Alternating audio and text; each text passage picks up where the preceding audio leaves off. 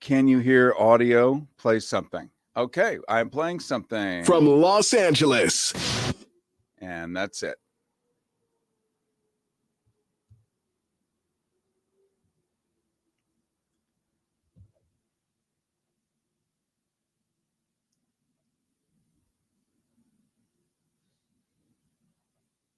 "30 seconds.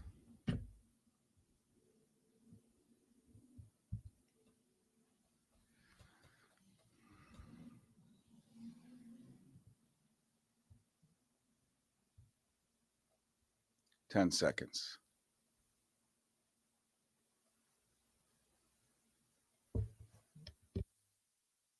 From Los Angeles. Next, Rethinking Heroes. The CEO of the Atlas Society trains young people with Ayn Rand's self-pursuit ideas. Then a former Marine Corps captain looks at the tragic self-immolation of Aaron Bushnell, its impact on veterans, and the call to resist genocide, war, and occupation. It's next. Rethinking Heroes with Carrie Harrison. I've spent a decade taking a bite out of conspiracy theories, unraveling urban legends, and grappling with worldwide top secret issues. I've even racked up some of their awards. Wow, I mean, first of all, what a question. Journalism is about telling the truth, all while ferreting out the bottom line. I'm a Harrison Hellraiser. Uh-oh, with me, Carrie Harrison, as your guide. Rethinking Heroes with Carrie Harrison. And it is Rethinking Heroes, rethinkingheroes.com. Carrie Harrison with you, your new best friend. Well, being modern folks that we are, I want to invite you to watch this public radio broadcast as live streaming video right here, right now. We're upping the game for you so you can jump on your smartphone, your computer, you can gnaw up and burp on the show and do anything you want with a chip and a signal, because we are there, right now, live. Let me give out the easy streaming coordinates. It's on YouTube, Carrie Harrison. That's spelled CaryHarrison. YouTube, just Carrie Harrison. Same on Facebook, Carrie Harrison. Same on Twitch. We're even live video streaming on Elon Musk's dreaded X, formerly known as Twitter, at Carrie Harrison. Cary. Well, we all wonder how we ended up with Sleepy Joe versus the Tangerine Man. These are our best choices out of 370 million people available. How my ancestors, who crafted the Declaration of Independence and later the Constitution, could not have imagined this scenario. Really, they couldn't have. And that's because they imagined leadership would generally always be at their level. They didn't know the average IQ of a human being is about 100, and that the governance would be eroded from deep thinkers to business grifters, from de Tocquevilles to Clarence Thomases, from Chief Sitting Bull to Kim Kardashian. An era where you can crash entire economies and governments with a single tweet from a presidential smartphone. We used to look back at George Orwell, whose 1984 is now in full gear in 2024, and the Aldous Huxleys of the world as the most prescient crafters of a futuristic pandemic whoopee. Likewise, many of us studied Atlas Shrugged in college, or at least have some familiarity with Ayn Rand, another presaging political philosopher, who for many augured the exact reality that the world is baffled by today. Well, today we're going to look at Atlas Society, or the Atlas Society, and its relevance in today's calculus. We're going to be speaking in a moment with the CEO of this growing movement. But let's first look at Ayn Rand. She was born Elisa Rosenbaum in Russia, experienced the Russian Revolution, saw extremely hard times, her family having lost their pharmacy during the Bolshevik Revolution. She later named herself after a typewriter, the Remington Rand, and took up writing in early Hollywood and later published The Fountainhead in her seminal work, Atlas Shrugged, selling millions of copies and forging an early political movement.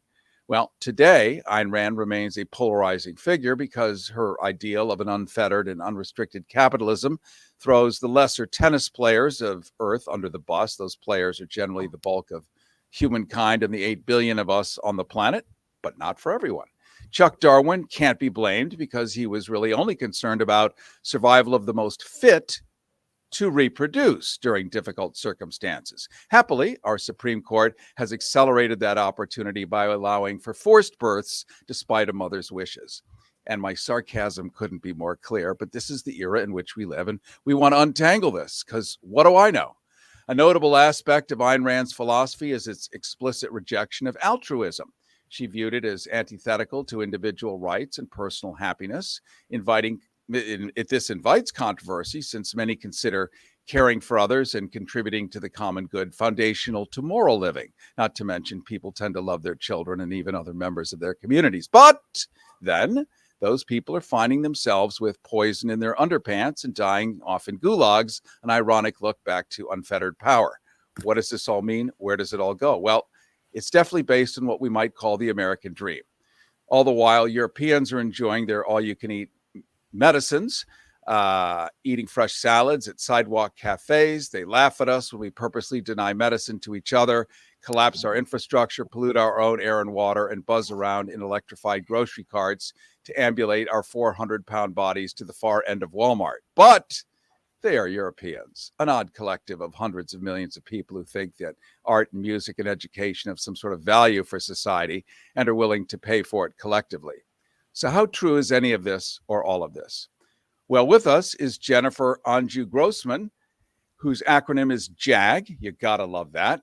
And that makes me jealous because my acronym is CH.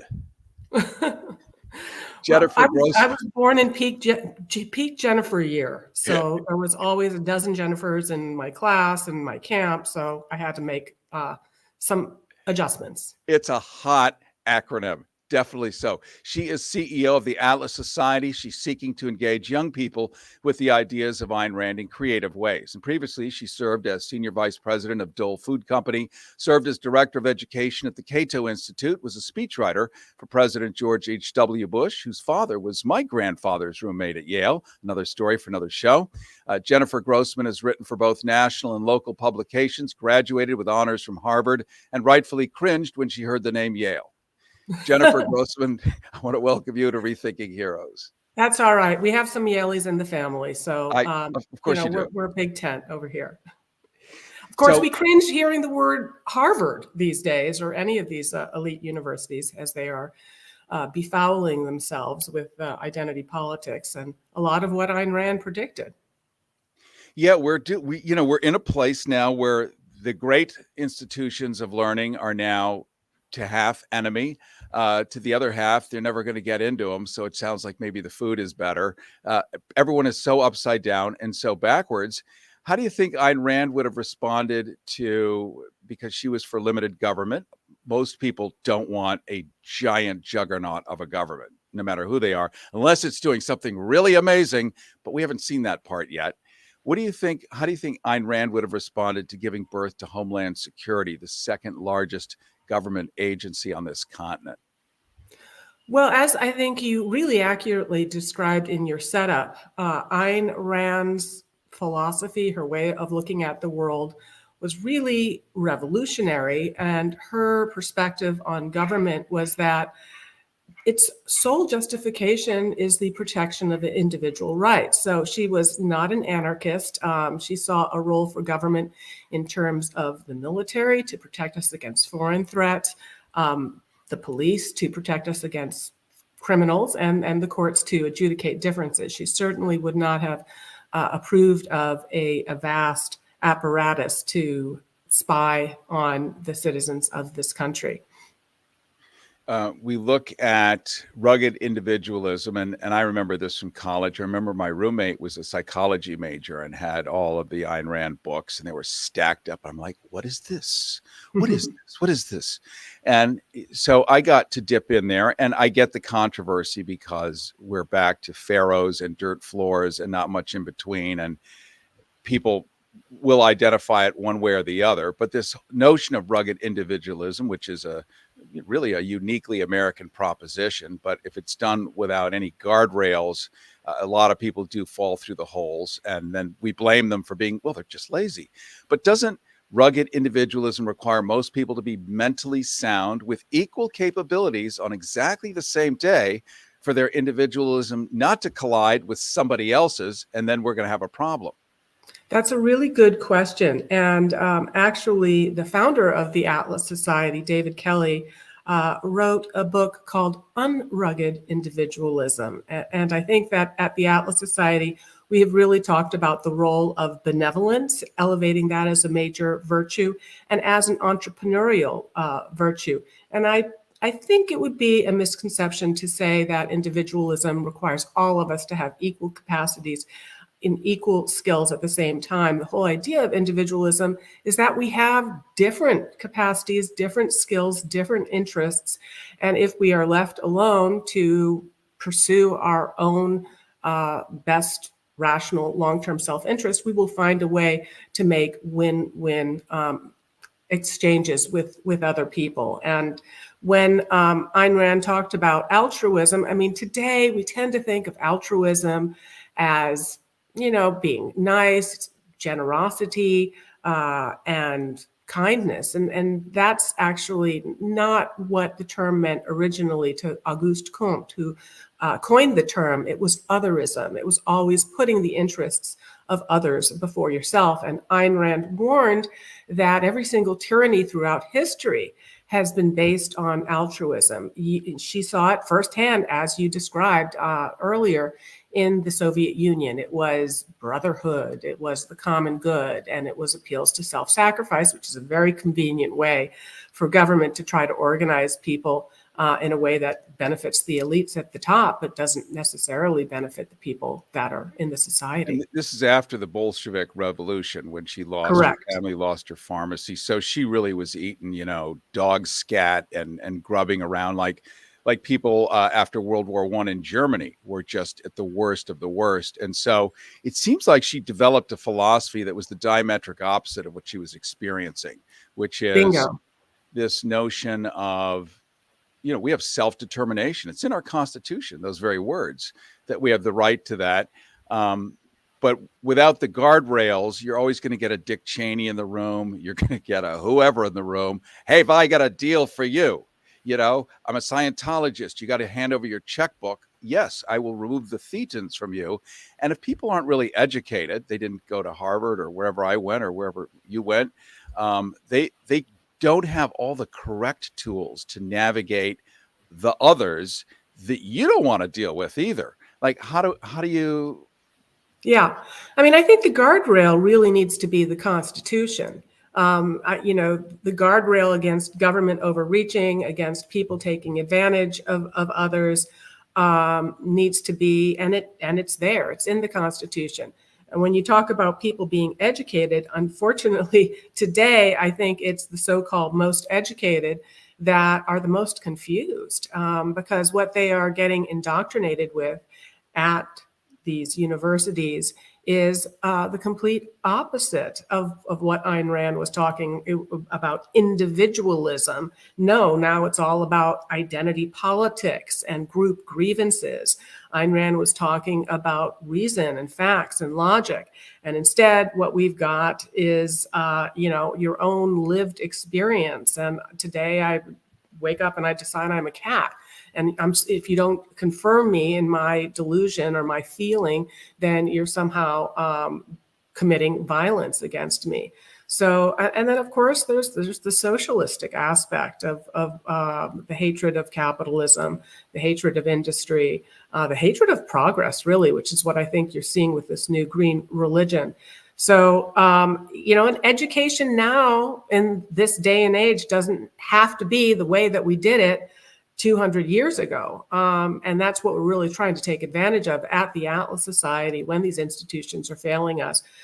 We've had a revolution in how ideas are transacted. From the time I was at the Cato Institute to now, we've had a democratization, demonetization, dematerialization of how we can get these ideas across. And we're taking advantage of that. We're also taking advantage of art. And one of the biggest challenges is that back in the 1970s, 70% of young people were reading every day just for fun. Today, that percentage is 12%. And as you may have noticed, Atlas Shrugged, not exactly a small book.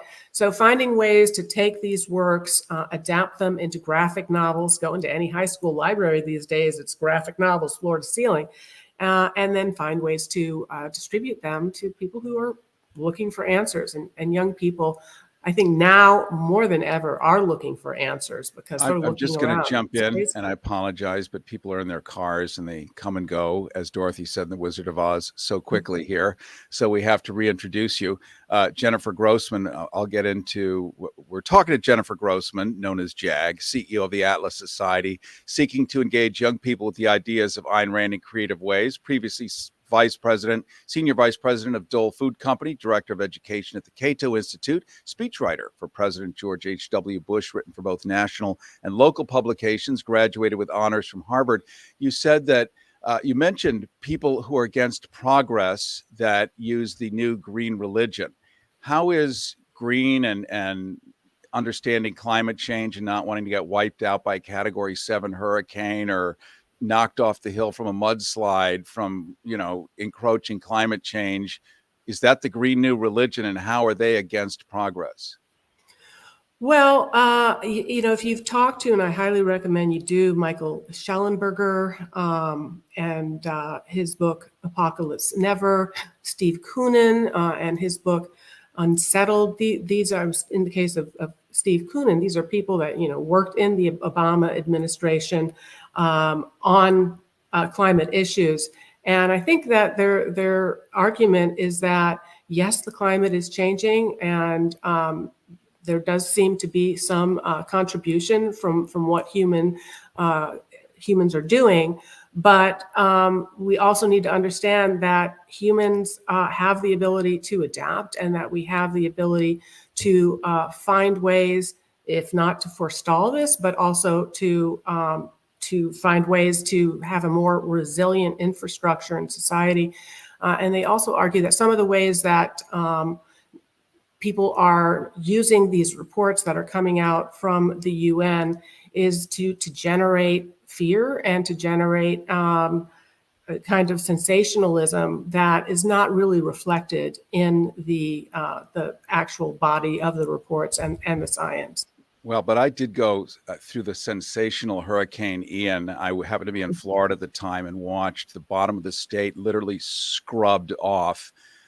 People died, billions of dollars of houses lost, Category 5. Now we're looking at Category 6. We do know that we have co-participated. We just have. We know it. We'd be idiots to pretend we don't. And so some tax money is going to have to be used for the infrastructure you're talking about. It's just not going to magically appear. And I think this might be a little at odds with the idea of government sort of having anything to do with anything. At some point, there's kind of an interesting crossroads of, but we need to get stuff done. Like, government is really your cleaning lady. It puts in the light bulbs, it paves the roads, it creates the military, the fire department, all the stuff you can't physically do yourself. So it's good. The question is, how do we know that it's bad to give food stamps to somebody who's missing a leg or two legs, and they really can't go get the kind of job working in the ditch that many of us, whoever us is, might wish them to see in our magical thinking?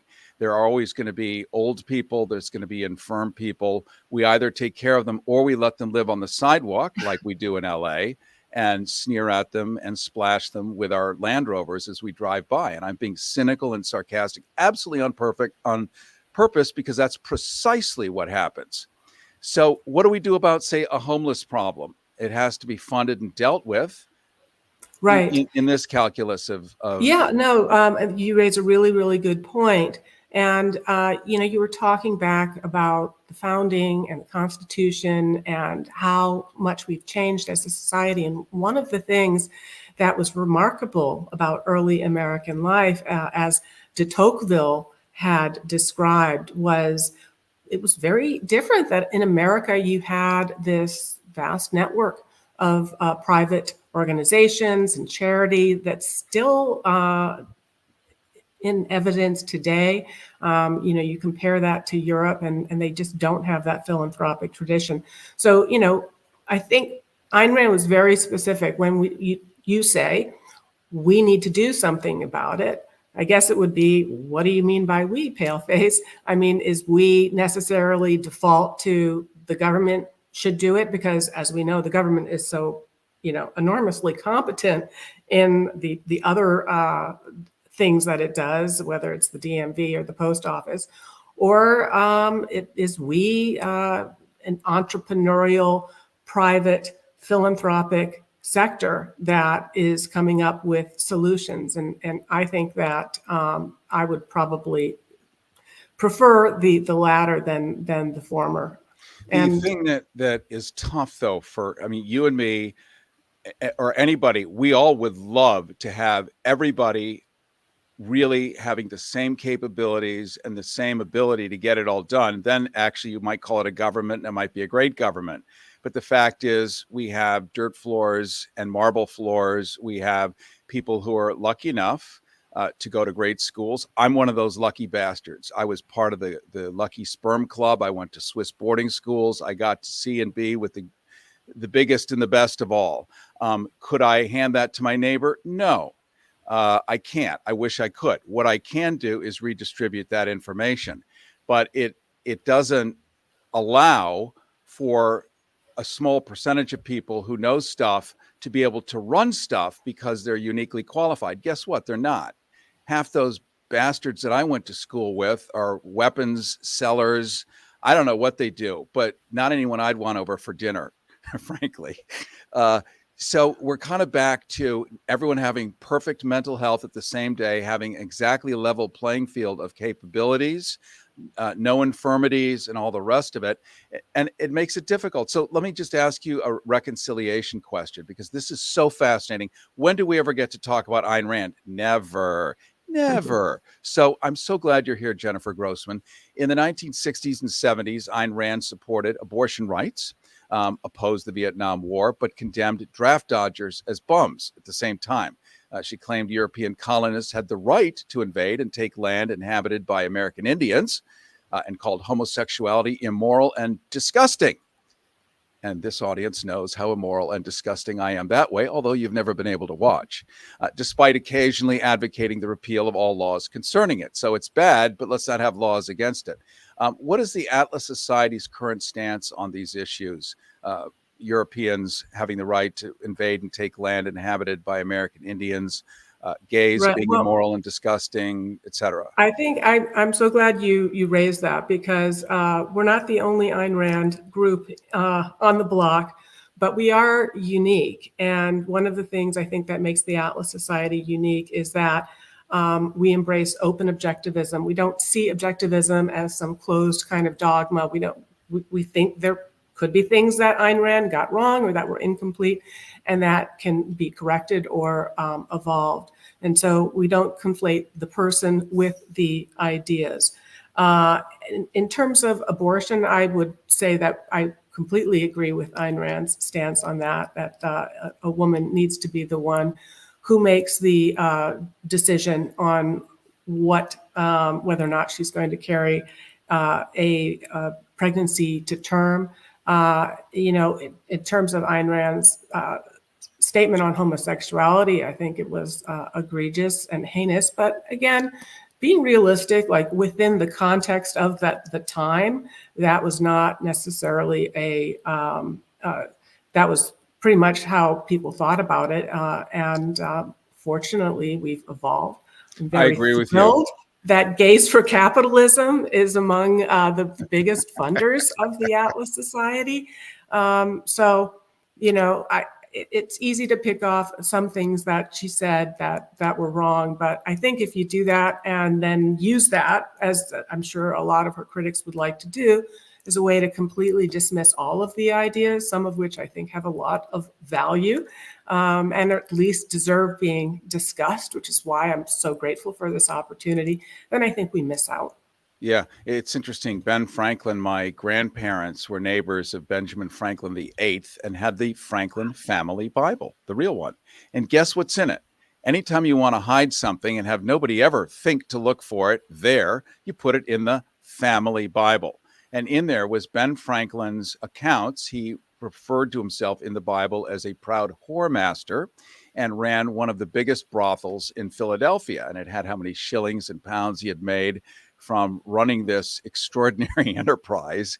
And if that's what you knew about Ben Franklin, you're not going to care about him inventing the flu, public libraries, bifocals, electricity the way we know it. So it's tough. That's why this is cool education, having this discussion with you. And everyone has critical thinking, and they can come up with their own evaluation and agree or disagree to whatever degree. But if it's never discussed, we're never going to know, nor are we going to know how we arrived to how we did today. By the way, let me invite everyone to keep watching this as a live video stream right here, right now. You can go to YouTube and just Google YouTube and Carrie Harrison, CaryHarrison. Same on Facebook, Carrie Harrison. You'll also see it on the KPFK video streaming page. You'll see it on Twitch. You'll see it even on Elon Musk's dreaded Twitter/X at Carrie Harrison. We're talking right now to Jennifer Grossman. We're ending up our conversation. She's CEO of the Atlas Society, seeking to engage young people with the ideas of Ayn Rand in creative ways. Previously, Senior Vice President of Dole Food Company, Director of Education at the Cato Institute, speechwriter for President George H.W. Bush, and has written for both national and local publications and graduated with honors from Harvard. One final question here, Jennifer Grossman, and again, we're not to kill the messenger, but take a look at the message. How do we reconcile Ayn Rand's fierce anti-welfare stance with the fact that she took Social Security and Medicare at the end? That is a fantastic question. I'm so glad you asked it. So, well, in terms of Social Security, she had no choice but to pay into that, right? That was a tax. If she didn't pay her Social Security taxes and made a stance about not wanting to do that, she could have ended up in jail. So once something has been forcibly taken from you, is it moral to try to get some of it back, to accept some of it back? I think that it would have been. I think that if she had said, okay, you took this Social Security taxes from me, and now I am going to refuse on some kind of principle, I don't even know what that might have been, to accept some of what some of what was taken away from me back. I think that would be kind of a masochistic, self-sacrificing position. So it's not hypocrisy. Like I could say, well, I've been paying for military service. I want you to go bomb someone. I mean, I paid enough for at least one strafe over my neighbors. Yeah, well, our taxes are not, they're not kind of annotated, right? We pay a lump sum, but in terms of Social Security taxes, those are separate taxes that you pay. So, I mean, look, Ayn Rand, there's this, again, one of these caricatures that somehow she died broken and reliant on welfare. Ayn Rand, came to the United States with nothing. I think she had like $50 in her pocket.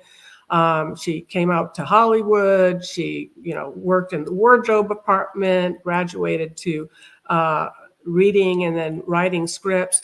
And with the publication of her blockbuster novel, she died a very wealthy woman. So she really is a American dream success story. So taking Social Security, which again she had paid for, I don't think that is much of an issue in terms of hypocrisy.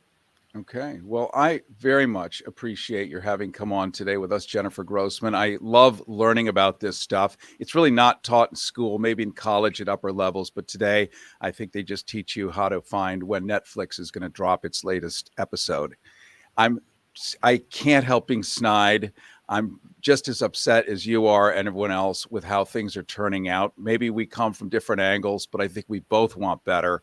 That part we all share in common. We've been talking to Jennifer Grossman, also known as JAG, CEO of the Atlas Society, seeking to engage young people with the ideas of Ayn Rand in creative ways. Previously Senior Vice President of Dole Food Company, Director of Education at the Cato Institute, was a speechwriter for President George H.W. Bush, written for both national and local publications. Excuse me. Having graduated with honors from Harvard, I want to thank you for joining us today on Rethinking Heroes. Thank you. This has been a lot of fun and a very delightful interview. I really enjoyed it. A pleasure. Thank you so much. Coming up, we're going to be exploring the motivations behind self-immolation as an anti-war or political statement. To what level of pain or awareness must you rise to take a match to yourself and end it all, as we recently saw? That is coming up in a tick. Listen, well, it's still legal. Rethinking Heroes with Carrie Harrison. RethinkingHeroes.com. And it is Rethinking Heroes, and it is Carrie Harrison. I want you to pause and take a moment and support KPFK.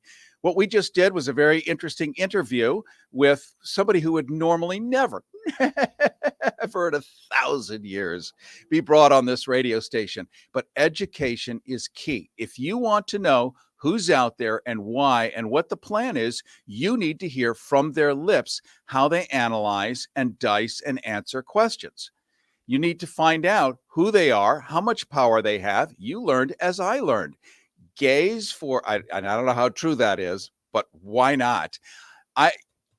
It's astounding what's out there. If you want to know how Donald Trump gets huge amounts of supporters or Joe Biden gets huge amounts of supporters, you need to talk to the organizations who are hiding out there or maybe lesser known and putting it all together. That's why you need to support KPFK, because we are the only exclusive on the West Coast of the United States, largest, strongest FM signal west of the Mississippi, the last open free school that exists today.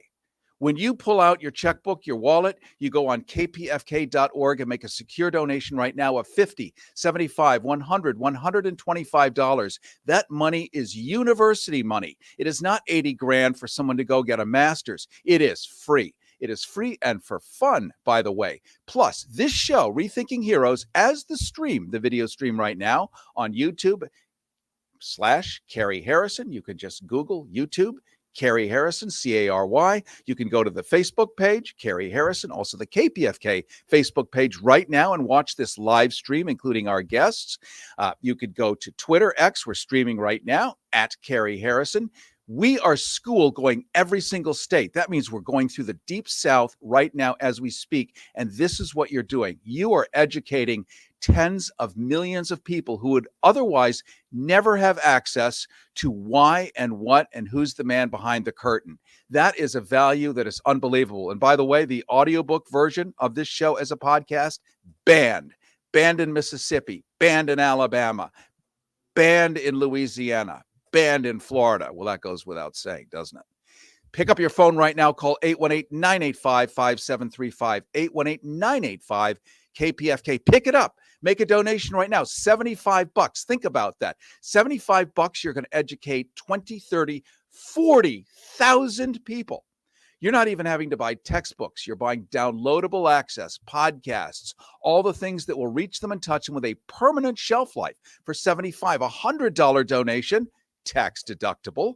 You can take care of your fellow man. You can avoid them having access to Ayn Rand's thinking. Why not? Just pick up that phone and call 818-985-KPFK, 818-985-5735. Make that $100 donation right now, a $75 donation, and do it for Rethinking Heroes so we can get out there and keep kicking Fanny for you.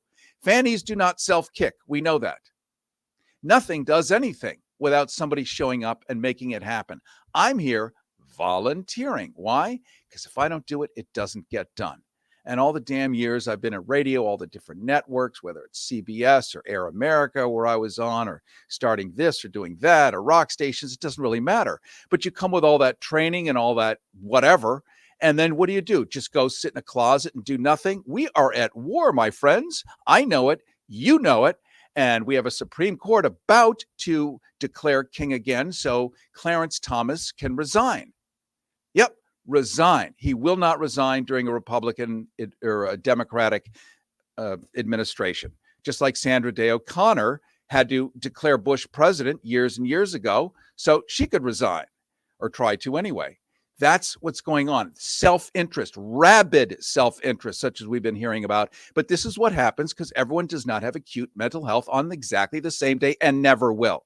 You go in a room of 10 people, 3 of them are sane, the other 7 are thinking about themselves, taking selfies, praising the Kardashians, and it's mayhem. And that is today's world. We can fight that together as a community when we pick up the phone and call 818-985-5735, 818-985-KPFK. Pick up that phone right now. Make a $75 donation. Make a $100 donation and do it in your name. And when I find out who you are, I'm going to read your name on the air and thank you personally, because this is a big deal. We are some of the last resistance out there, and we happen to be in the media capital of Earth, and we happen to be lucky enough to have this station still, and we happen to be smart enough to put this stuff out so that everybody can hear it. 818-985-KPFK. Pick up. Look at that. Look at the phones light up. Oh, one of my favorite sites, as they do on PBS. Look at that. The phones are ringing. 818-985-KPFK, 818-985-5735. Pick up that phone. Make that $75 donation. Make that $100 donation. Make a bigger donation. Why not? Again, kpfk.org, secure donation. Click, click, click, bam, boom, Bob's your uncle. 818-985-KPFK. Pick up that phone. 818-985-5735. Make that donation. And now, back to the show. Listen while it's still legal. Rethinking Heroes with Carrie Harrison. RethinkingHeroes.com. And it is Rethinking Heroes live streaming, not only going out over the radio antennas, but you can go to YouTube, Carrie Harrison, CaryHarrison, or just Google it together and it'll come up. You can go to Twitch, same thing, Carrie Harrison, Twitter, same thing, Carrie Harrison, Facebook, same thing, Carrie Harrison, and you can watch the beautiful color production here and see the attractive faces of our guests. They have to be attractive or we can't invite them on nowadays, it turns out. And of course, it's all subjective, isn't it? Including me. Here's a BBC headline. A U.S. airman has died after setting himself on fire. We all know about this, in front of the Israeli embassy in Washington, D.C., and he was shouting, "Free Palestine." Aaron Bushnell, he was 25 years old, was taken to a hospital after Secret Service officers extinguished the flames before setting himself alight in what he called an extreme act of protest. He said he would no longer be complicit in genocide. And the story of Aaron's act, it's a harrowing reminder of the cost of war. Well, with us right now is Matthew Ho. He's the Associate Director of the Eisenhower Media Network, a former Marine Corps captain, an Afghanistan State Department officer, and a disabled Iraq war veteran. And he said that it's important to note that Aaron Bushnell's self-elimination, elimination for sure, and immolation. If you don't know that word, by the way, it means to light yourself on fire. It's a great word. You may hear it more. I hope not, but you never know. His self-immolation was not just an act of resistance to genocide and a statement of non-complicity, but that it also came from the pain and distress caused by the great and wide wreckage of this war and all wars. Matthew Ho, with his own experiences as a veteran, speaks to the deep and generational scars of military conflicts, underlining the personal and societal toll of America's military engagements. Matthew Ho, I want to welcome you once again to Rethinking Heroes. Hi, Carrie. Thanks for having me back on. I am glad to have you here, as we unfortunately never get to come and just talk about what's it like having been in the Marines. Was it fun? Was boot camp? Do you remember that? Did you sweat? We never get to have those conversations. Instead, we really have to plumb your expertise of what's going on around us. What does it mean and what's our position in it? And here we have Aaron Bushnell lighting himself on fire, something we might see in the Middle East somewhere more commonly, but Americans are doing it now. This is new. Well, it's actually not new, Carrie, and thanks again for having me back on. But, as my colleague Ann Wright writes in Common Dreams this week, during the Vietnam War, there were 5 Americans who practiced self-immolation to protest the Vietnam War. And of course, many people are familiar with the Buddhist monks who did so. And there's a long tradition of self-immolation as a form of resistance, protest, and also importantly, sacrifice. In terms of putting your body, putting your soul, putting yourself as a form of demonstration that you are not complicit with what is occurring here. And that's certainly what Aaron Bushnell was expressing in those final moments before his death, very poignantly, very articulately, very calmly in those moments before he self-immolated, he expressed this desire for protest, this desire for resistance, this desire not to be complicit. But, as we'll discuss, that's only one aspect of what was going on here, I believe, with Aaron. The other aspect, of course, was the moral injury he was suffering from. And let's talk about that for a second, because your experience as a former Marine Corps captain and Afghanistan State Department officer, and who knows what else, are going to shape your perspective on these current events. How do you evaluate this?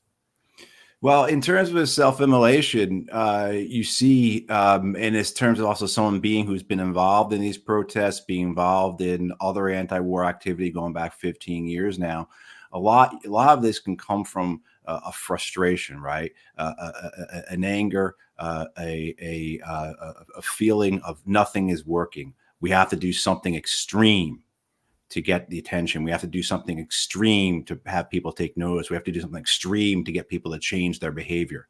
And Aaron notes this, of course, right before he self-immolates, where he describes what he's going to be doing as an extreme form of protest.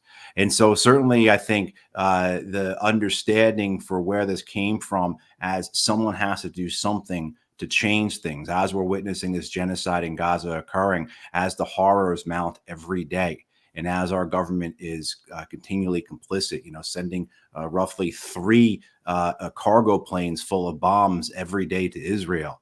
I think people are similarly frustrated that our actions are not having an effect, not having a practical effect, or the effect that they're having is too slow.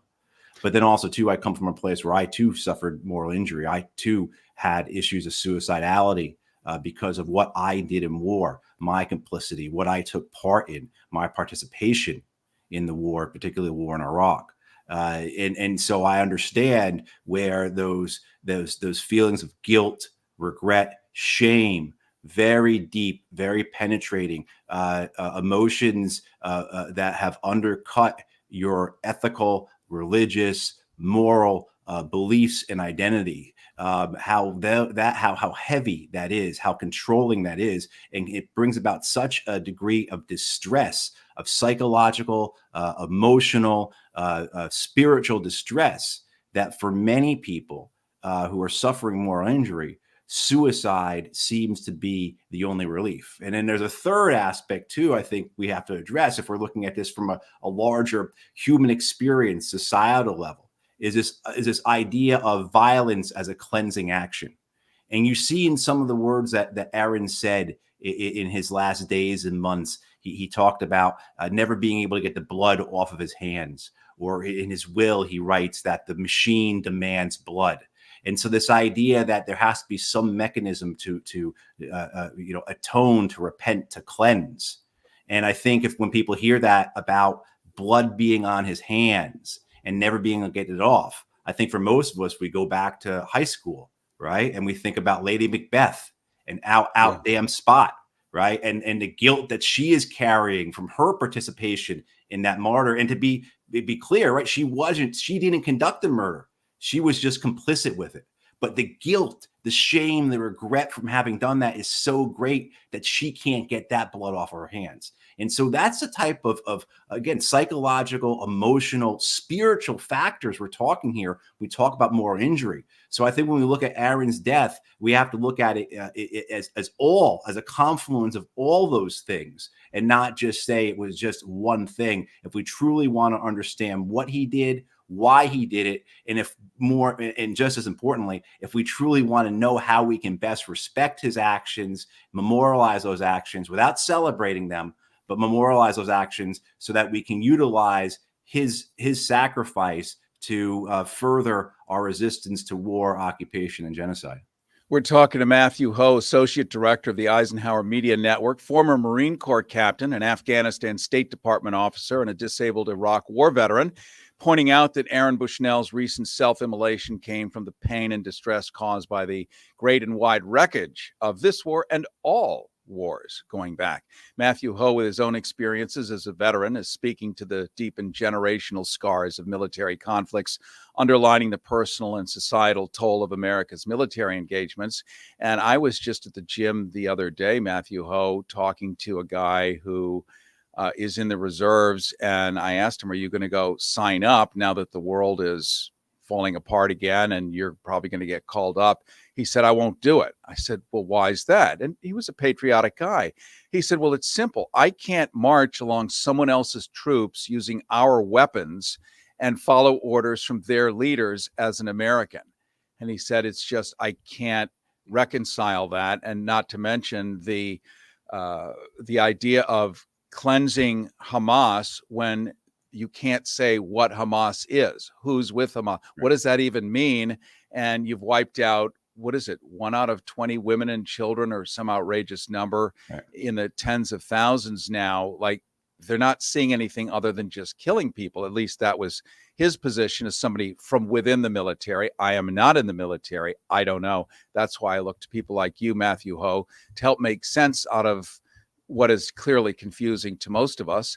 Let's talk for a little bit about the role of media, which is what you've done, using the role of media and highlighting the true costs of conflicts and military actions. Well, I mean, that's the purpose of our organization, the Eisenhower Media Group, as well as other organizations like Veterans for Peace and About Face, Veterans Against the War. Of course, Vietnam Veterans Against the War is still around. So we have various veterans groups around the country that seek to do exactly that, Carrie, to expose, if you will, the true costs of war, to expose the realities of warfare. Most people are familiar with the adage from Plato that only the dead have seen the end of war. And I think many people are not quite certain what that means. But what that means is that the war lives on. It's a living legacy, and it comes home. And of course, it's easy to understand how it lives on in the conflict zones, in the war zones. It's how that loss is still there, that destruction is still there. People are becoming better acquainted with the toxic legacies of war.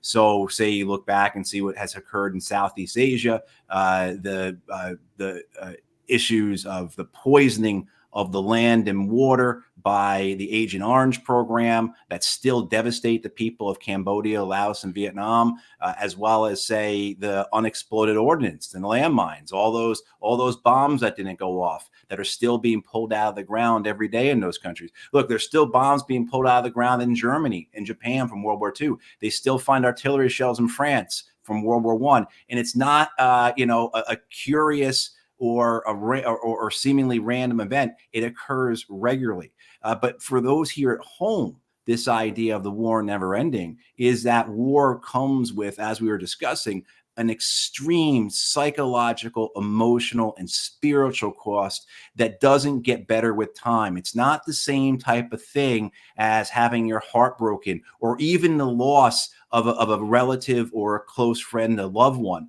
This is something where you have transgressed, you have violated your very deep, sincere, ethical, religious, moral boundaries. And that has basically ripped away the foundations of who you are. It is the death of your soul, essentially. And to recover from that, if you don't have professional help and if you don't have people in your life, is extremely difficult. And that's why that distress, that pain that comes from that is so deep, it's so victimizing that many turn to suicide as a way out. And we have the studies from the Veterans Administration that go back 40 years now. Back in the early 1980s, the VA was saying the best predictor of veteran suicide is combat-related guilt.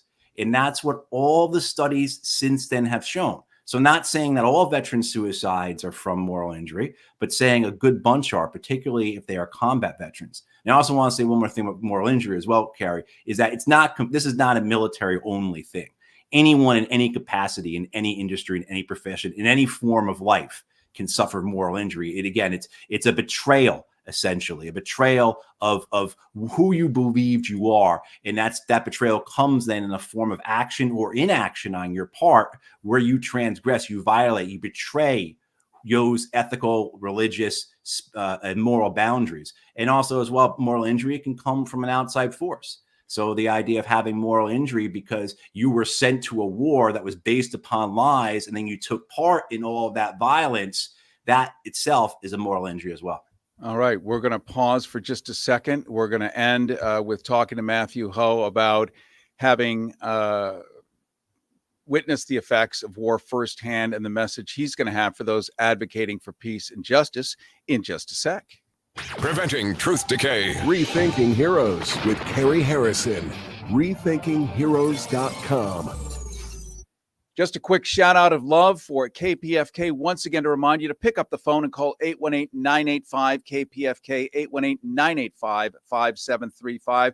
Did I happen to mention 818-985-KPFK, 818-985-5735. Pick up that phone, make a donation right now, $50, $75, $100, so that you can support independent, free, and unfettered broadcasting. This is school for others. And that's kind of the note I keep hitting over and over again, but it's true.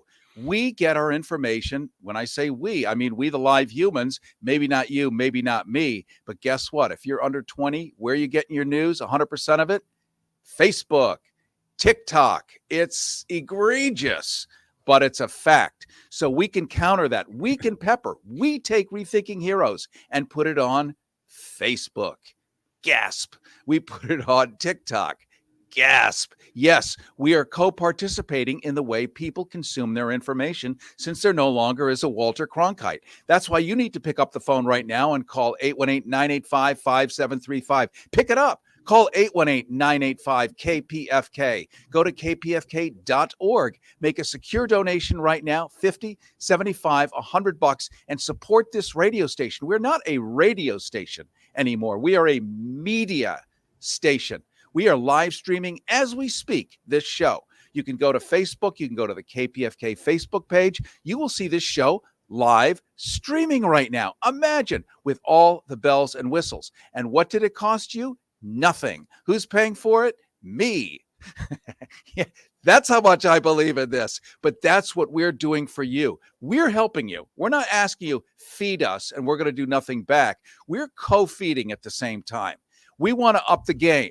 Not improve stuff so much, but keep it so we have access to all the people of Earth, because we are the mobile virtual school system that exists today. So pick up the phone, call 818-985-KPFK, 818-985-5735, make a $50 donation, a $75 donation, a $100 donation, and go to kpfk.org and do it now. Listen, well, it's still legal. Rethinking Heroes with Carrie Harrison. RethinkingHeroes.com. And it is Rethinking Heroes. Don't forget to get our free newsletter, our favorite price, free at rethinkingheroes.com. And you're going to get not only videos of all of this, but stuff we don't dare put on the radio because of FCC, and also upcoming stories that are breaking in between. We're talking to Matthew Ho, former Marine Corps captain, Afghanistan State Department officer, and a disabled war veteran. And we're talking about what it all means, the recent self-immolation of Aaron Bushnell. And Matthew Ho, as someone who has witnessed the effects of war firsthand, what message do you have for those of us advocating for peace and justice? Oh, I mean, I think the first is do not get frustrated. Do not feel as if we're not having an impact. It may be slow and it may be difficult, and certainly not appearing in the way that we would like to see. But if we look at the public opinion, the American people are on our side. Just another poll the other day, 67% of Americans support a ceasefire. You know, you go and you look at the number of Americans who were opposed for the Iraq War and the Afghan War during those wars. It was always almost a majority. Only in the first couple of years of those wars was it not a majority. And the same, when you look at, say, wars in Syria or in Libya, there has been a success among the peace movement in terms of educating the American public and galvanizing public opinion against war. The problem we're up against, of course, is we have a political system that's insulated by money. right? So you have a political system, Carrie, that is no longer affected by the mass mobilization of people. And that political insulation, or that money insulation of our political system, is further, is reinforced by the gerrymandering and the ballot access restrictions and all the other ways that our elections are crooked or rigged. So what we have to find is we have to find a way to get around that. We have to find a way to defeat that. We have to find a way to challenge power and threaten their power in the names of peace. Because what happened, as we all know, was that the movements of the 60s and 70s, the anti-war movement, the civil rights movement, the environmental movement, and then in the 80s, the nuclear movement was doing very well. Well, that did challenge power. That did upset things. That did change things. And the system, the establishment, the elites, whatever you want to call it, recognized that. And so it evolved, right, to insulate itself from that kind of threat.